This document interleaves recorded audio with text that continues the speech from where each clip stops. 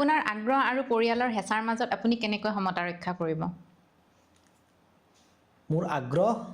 আৰু মোৰ পৰিয়ালৰ আগ্ৰহ মানে পেছন আপোনাৰ পেছন আৰু আপোনাৰ পৰিয়ালৰ হেঁচাৰ মাজত আপুনি কেনেকৈ সমতা ৰক্ষা কৰিব ওকে এটা প্ৰথমটো কথা মোৰ যেটো ব্যক্তিগত জাৰ্নি এটোত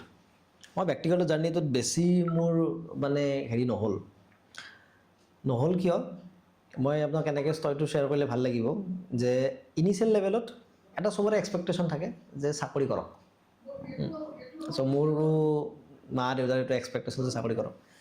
কিন্তু মই সৰুৰ পৰাই মোৰ কামটোক লৈ মই ইমান বেছি তাৰ মানে কয় ন উগ্ৰ আছিলোঁ তেওঁলোকৰ ভইচটো সৰু হৈ গ'ল লাহে লাহে এদিন মই এনেকুৱা এটা কাম কৰিছিলোঁ এদিন মই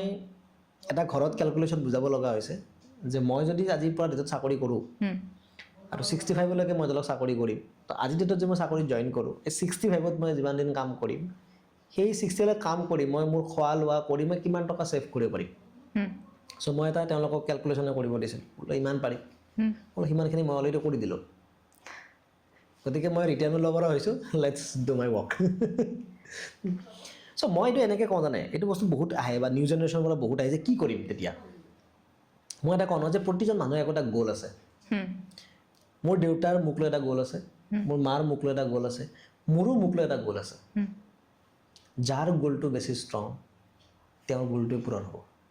এটা ক্লাছত পাইছিলোঁ ল অফ এট্ৰেকশ্যনৰ ক্লাছত যে মই মোৰ সপোন বহুত আছিলে কিন্তু মা দেউতাই মোক বিয়া দি দিলে আপুনি কৈছিলে যে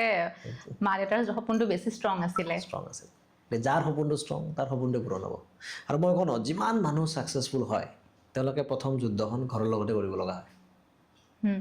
আৰু এইটো এনেকুৱা নহয় যে মোৰ লগতে এনেকুৱা কি হয় নহয় চবৰ লগতে এনেকুৱা হয় তুমি সেইটো প্ৰব্লেম অলপ ধিনধৰা পিটি আছা ধৰ কথা কিন্তু এইটো চবৰ লগতে হয় ইমান মহেন্দ্ৰ সিং ধোনী দেউতাকৰ বিচাৰিছিল তেওঁ ক্ৰিকেট খেলক বুলি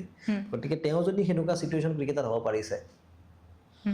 মই এটা বস্তু কওঁ এনেকুৱা চিটুৱেশ্যনত ন আমি এটা বস্তু ফ'কাছ কৰিব লাগে যে আমি আমাৰ পেৰেণ্টছক ইনষ্টেণ্ট প্লেজাৰ দিব বিচাৰি আছোঁ দি পেলাই লং টাৰ্ম পেইন দিব বিচাৰি আছোঁ নে আমি ইনষ্টেণ্ট পেইন দি তেওঁক লং টাইম প্লেজাৰ দিব বিচাৰিছোঁ যদি নিজৰ কামটোৰ বিশ্বাস আছে যে এইটো কামত মই ছাকচেছফুল হ'ব পাৰিম তো অলপ সময়ৰ কাৰণে মা দেউতাক কষ্ট দিয়াটো একো ডাঙৰ কথা নহয় পিছত সেইটোক লৈ তেওঁ গৌৰৱ ফিল কৰিব যেনেকৈ মহেন্দ্ৰ সিং ধোনীয়ে